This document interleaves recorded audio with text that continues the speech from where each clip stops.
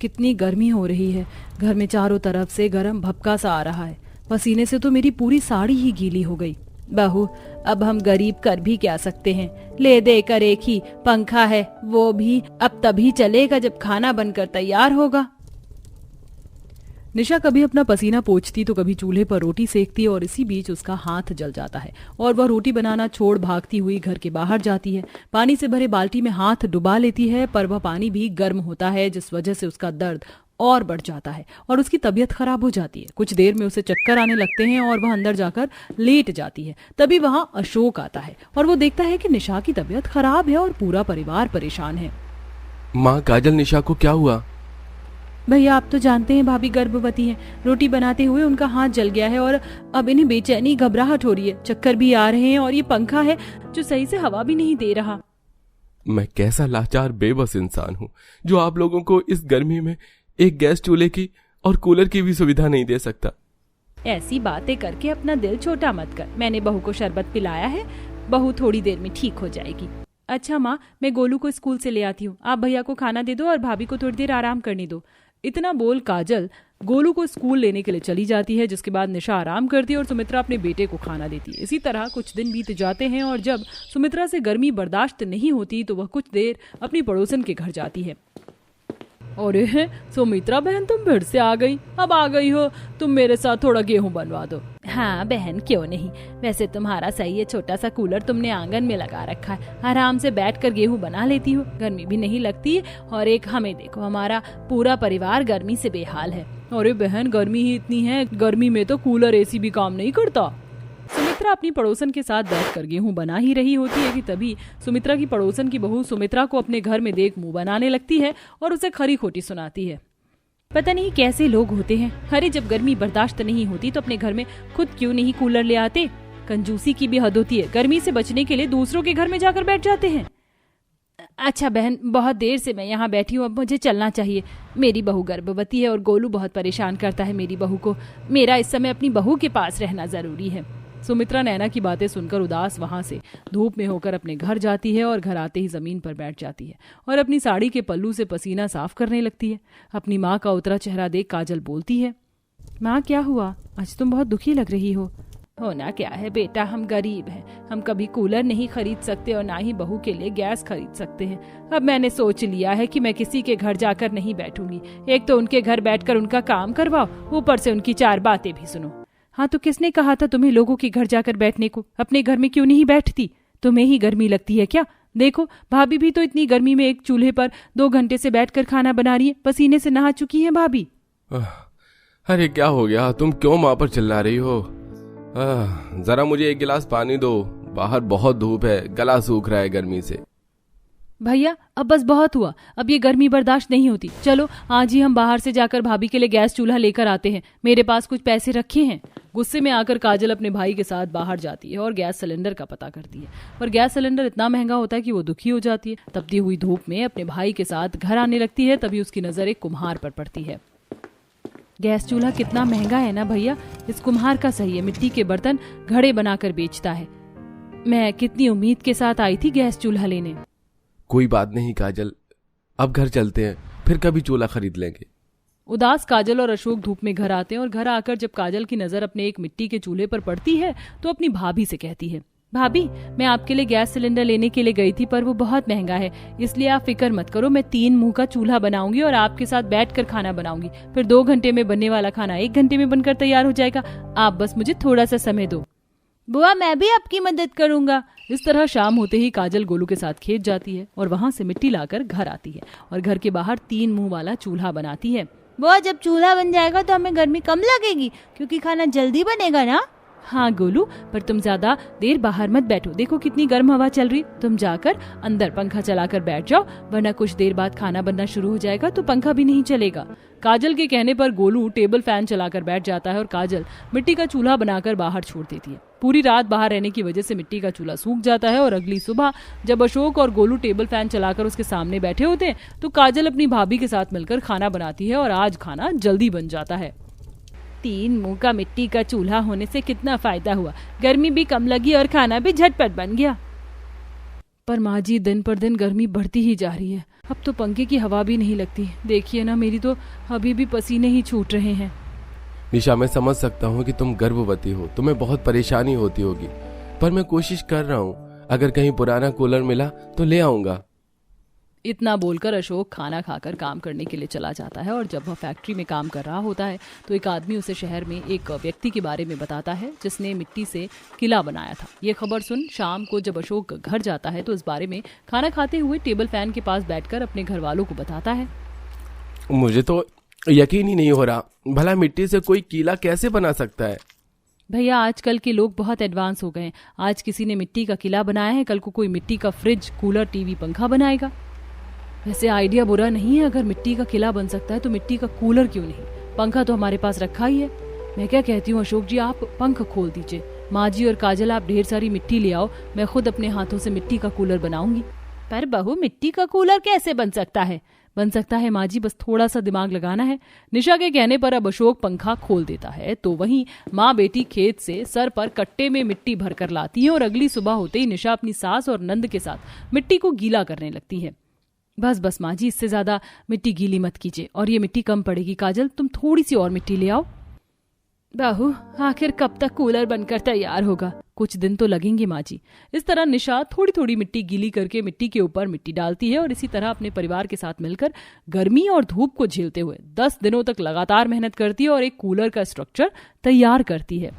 Cooler का frame तो बनकर तैयार हो गया है, अब बस इसमें पंखा लगाना रहता है। अशोक जी, अब आपका काम है इसके अंदर पंखा फिट कर दीजिए और इसके ऊपर मैं हरी घास लगाऊंगी और उसमें पानी भरूंगी ताकि जब हमारा मिट्टी का कूलर चले तो ठंडी ठंडी हवा आ सके। अशोक मिट्टी के कूलर में पंखा लगा देता है, जिसके बाद निशा कूलर के ऊपर हरी घास लगाकर उसमें पानी भर देती है और जैसे ही वो लोग कूलर चालू करते हैं उन्हें ठंडी ठंडी हवा लगने लगती है। हाँ माँ, इस मिट्टी के कूलर से तो सच में बहुत ठंडी ठंडी हवा आ रही है। भाभी, आपने तो कर दिखाया, मिट्टी का कूलर। मुझे तो विश्वास ही नहीं हो रहा हमारे पास मिट्टी का कूलर है जिसमें हम थोड़ा सा पानी डालकर ठंडी ठंडी हवा ले सकते हैं। इस तरह निशा और काजल एक तरफ मिट्टी के चूल्हे पर झटपट खाना बनाती तो वहीं पूरा परिवार मिट्टी का कूलर चलाकर आराम करता। इसी तरह एक हफ्ते बीत जाते हैं और एक दिन सुमित्रा से मिलने उसकी पड़ोसन उसके घर आती है। अरे बहन, तुम्हारे घर में तो बड़ी ठंडक है, एसी लगवा दिया क्या? इसीलिए अब तुम मेरे घर नहीं आती थी? अरे बहन, एसी नहीं, मिट्टी का कूलर है मेरे घर में जो मेरी बहू ने अपने हाथों से बनाया है। मिट्टी का कूलर देख पड़ोसन हैरान हो जाती है और वो जाकर मिट्टी के कूलर के बारे में सबको बताती है। अब कुछ लोग निशा के घर आते हैं और उससे कहते हैं, ए बहन, तुम्हारा मिट्टी का कूलर तो बहुत अच्छी हवा दे रहा है, क्या तुम मेरे लिए भी एक छोटा सा ऐसा ही कूलर बना दोगी? बदले में 1000 रुपए ले लेना, बाहर बहुत महंगा कूलर आ रहा है और गर्मी इतनी ज्यादा है कि घर में सबकी तबीयत खराब हो रही है। हाँ आंटी, मैं आपके लिए भी एक कूलर बना दूंगी। मैं जानती हूँ आपकी बहू भी गर्भवती है और मैं उसकी हालत समझ सकती हूँ, पर मुझे मिट्टी का कूलर बनाने में कम से कम 15 दिन लगेंगे। ठीक है बहू, जितना समय चाहिए ले लो, पर ऐसा ही एक मिट्टी का कूलर बना दो। इस तरह एक बार फिर निशा अपनी सास और नंद के साथ मिलकर एक और मिट्टी का कूलर बनाती है और अपनी गरीब पड़ोसन को दे देती है। ऐसे ही एक दिन नैना उनका मिट्टी का कूलर देखने के लिए आती है। सच में ये मिट्टी का कूलर है या ऊपर से मिट्टी लगाकर लोगों को बेवकूफ बना रही हो? सच में मिट्टी का कूलर हो या ना हो, तुम्हें क्या? तुम्हारे घर में तो कूलर लगा है ना। पता नहीं कैसे कैसे लोग होते हैं, अपने घर में सारी फैसिलिटीज होने के बाद भी दूसरों के घर में ताक झाक करने आ जाते हैं। काजल की बात सुनकर नैना को अपनी बात याद आ जाती है और वह मुंह बनाकर वहां से चली जाती है। और इसी तरह गरीब परिवार मिट्टी के चूल्हे में गर्म खाना बनाते और मिट्टी के कूलर की ठंडी हवा के मजे लेता है। आइए आइए, हमारे यहाँ की मशहूर चिकन बिरयानी खाइए। आइए आइए आइए। हो, इस चिकन बिरयानी की खुशबू मेरी नाक में जा रही है। बाय गॉड, अगर मैं अभी इस कार में नहीं होती तो भाग के वो गर्मा गर्म चिकन बिरयानी खा लेती। लेकिन देखना, ससुराल पहुंचते ही अगले ही दिन अपनी मनपसंद चिकन बिरयानी बनाकर खाऊंगी। कुछ देर बाद सौम्या और कुलदीप घर पहुंचते हैं जहां सुनैना आरती की थाली लेकर खड़ी होती है। आओ बहू रानी, अपने सीधे पैर से कलश अंदर की तरफ गिराकर घर के अंदर आओ।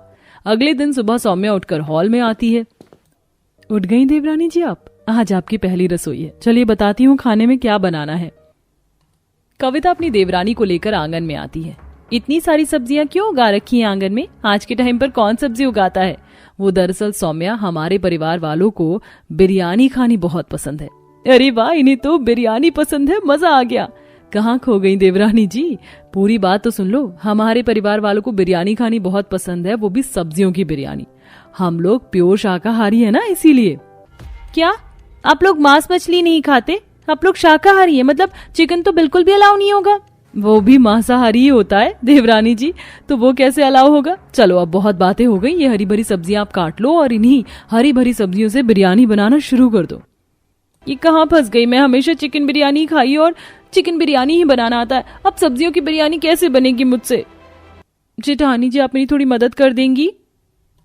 अब सौम्या अपनी जेठानी की मदद से सब्जियों की बिरयानी जैसे कटहल बिरयानी, मशरूम बिरयानी, शिमला मिर्च बिरयानी, बैंगन बिरयानी, टिंडा बिरयानी बनाती है और सभी को डाइनिंग टेबल पर परोसती है।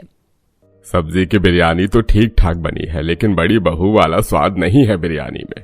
अब कुछ देर बाद सभी लोग खाना खाकर अपने अपने काम में लग जाते हैं। वहीं सौम्या पैर पटकते हुए अपने कमरे में जाती है, जहां कुलदीप लैपटॉप पर काम कर रहा होता है। तुमने मुझसे ये बात क्यों छुपाई कुलदीप कि तुम्हारे परिवार वाले शाकाहारी हैं, जबकि तुम बहुत अच्छे से जानते हो कि मुझे चिकन बिरयानी खाना कितना पसंद है। अब मैं कैसे खाऊंगी अपनी चिकन बिरयानी शाकाहारी लोगों के साथ? अरे भाग्यवान, इतना क्यों परेशान हो रही हो? मैं खिलाऊंगा ना तुम्हें तुम्हारी पसंद की ये चिकन बिरयानी, मैं लाकर भी दूंगा। अब सौम्या ऐसा ही करती, अपनी जेठानी के साथ सब्जियों की बिरयानी बनवाती और खुद बाहर से चिकन बिरयानी खा लेती और कभी कभी अपने पति से मंगवाया करती। ऐसे ही एक दिन, अरे देवरानी जी कहाँ जा रही हैं? सब्जियों की बिरयानी बनाकर तैयार हो चुकी है, खाकर जाइए। नहीं अभी तो जेठानी जी मैं ये नहीं खा पाऊंगी, अभी बहुत अर्जेंट काम से मुझे बाहर जाना है। काम का बहाना देकर सौम्या घर से बाहर निकल जाती है। उसके बाद वो एक चिकन बिरयानी रेस्टोरेंट पर पहुंचती है। जी बताइए, क्या लेंगी आप? मेरी मनपसंद चिकन बिरयानी फटाफट सर्व कर दो। रेस्टोरेंट से चिकन बिरयानी खाकर सौम्या घर की तरफ आ ही रही होती, तभी रास्ते में उसे एक चिकन की शॉप नजर आती है। एक काम करती हूँ, थोड़ा सा ये कच्चा चिकन खरीद लेती हूँ, मौका लगा तो घर पर भी बना लूंगी चिकन बिरयानी। सौम्या कच्चे चिकन को खरीदकर अपने पर्स में डालकर घर आती है।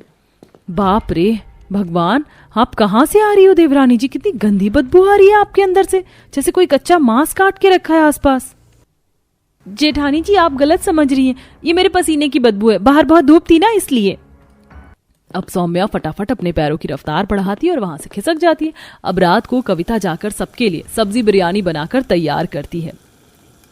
जेठानी जी आप एक काम करिए, आप चलिए, आज खाना मैं सबको निकाल कर देती हूँ। अच्छा ठीक है। शुक्र है जेठानी जी एक बार में मान गई हैं। काम करती हूँ, छोटी सी कढ़ाई में अपने लाए हुए चिकन को फटाफट से भून लेती हूँ। अब सौम्या भुने चिकन में बिरयानियों के चावल निकालकर चिकन के साथ भून लेती है, जिसके बाद वह सबके लिए सब्जी बिरयानी और अपनी मनपसंद चिकन बिरयानी लेकर डाइनिंग टेबल पर परोसती है। अरे वाह, मजा आ गया। इस ऑडियो के साथ तो मैं कभी भी, इस आइडिया के साथ तो मैं कभी भी अपनी चिकन बिरयानी घर में बनाकर खा सकती हूँ।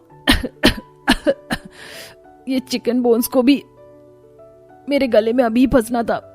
अगर ज्यादा तेज खांसी किया तो यह हड्डी मुंह से निकलकर बाहर आ जाएगी और सबको पता चल जाएगा कि मैं क्या खा रही हूँ। क्या हुआ? आप ठीक तो है ना? मैं पानी दूं? पानी लेंगी? नहीं जेठ जी, मैं ठीक हूँ, थैंक्स। ऐसे ही कुछ दिन गुजरते हैं, तभी एक दिन सुबह। अरे कहाँ हो सब लोग? अभी तक तैयार नहीं हुई क्या? बस छूट जाएगी। पापा जी सब कहाँ जा रहे हैं? छोटी बहू, हम लोग रिश्तेदार के घर जा रहे हैं और तुम अभी नई हो, इसलिए तुम्हें नहीं ले जा सकते। वहां पर कई तरह के लोग आएंगे। हाँ देवरानी जी, और सुनिए, मैंने आंगन से सब्जियां तोड़कर रसोई में रख दी, आप सब्जियों की बिरयानी बनाकर खा लेना। अब सारा परिवार सौम्या को समझा बुझाकर घर से निकल जाता है।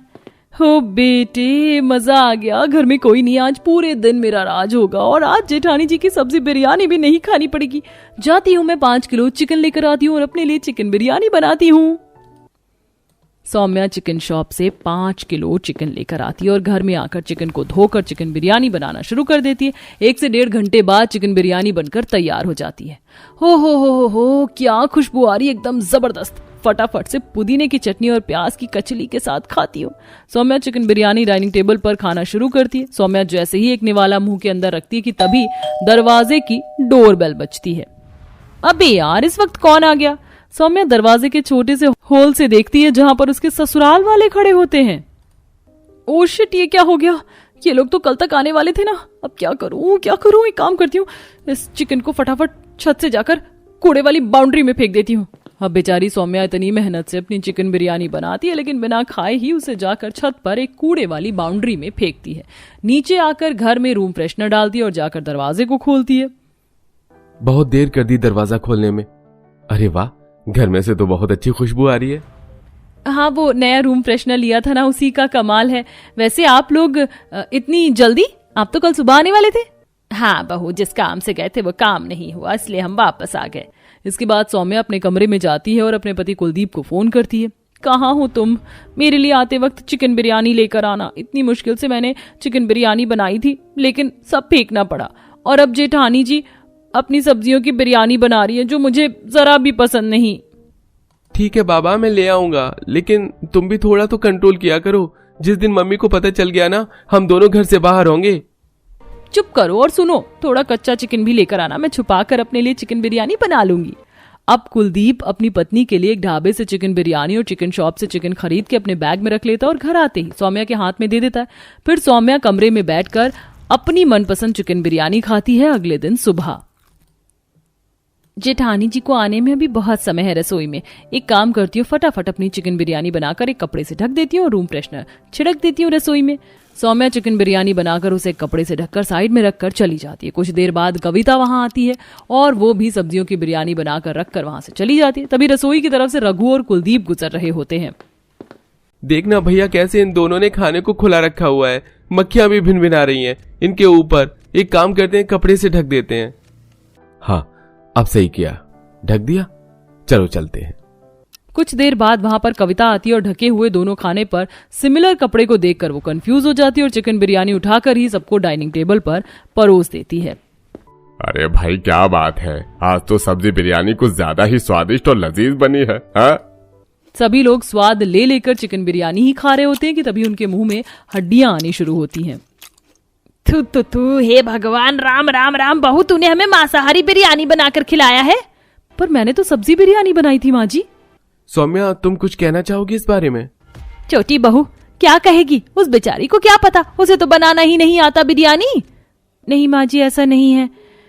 कुलदीप जी ऐसा इसलिए कह रहे हैं क्योंकि मुझे बिरयानी बनाने आती है, पर बस फर्क इतना है कि मुझे चिकन बिरयानी ही बनाने आती है और मैं नॉन वेजिटेरियन हूँ। पर मैंने कभी नहीं चाहा कि मैं आप लोगों का धर्म भ्रष्ट करूं, पर ना जाने कैसे आज इत्तेफाक से ये सारी चीज हो गई। मुझे माफ कर दीजिए। देवरानी जी, आप मांस खाती हैं? रुको सौम्या, माँ सौम्या को कुछ कहने से पहले आप मेरी भी सुनिए। गलती सौम्या की नहीं, मेरी है, जो मैंने उसे नहीं बताया कि मेरी फैमिली वेजिटेरियन है। लेकिन उसने तो हमेशा कोशिश की कि वो अपनी इच्छाओं के कारण आप लोगों के धर्म के बीच में ना आए। इसलिए सौम्या की तरफ से मैं माफी मांगता हूँ।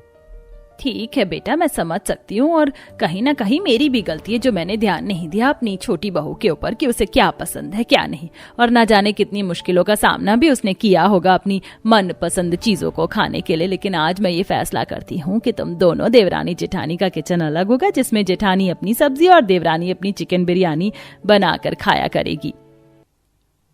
अब रसोई अलग होने के बाद दोनों ही देवरानी जेठानी अपनी मनपसंद बिरयानी बनाकर खाया करती थी और कभी कभी ससुराल वाले भी सौम्या की चिकन बिरयानी तो कभी कविता की सब्जी बिरयानी का आनंद लेते थे।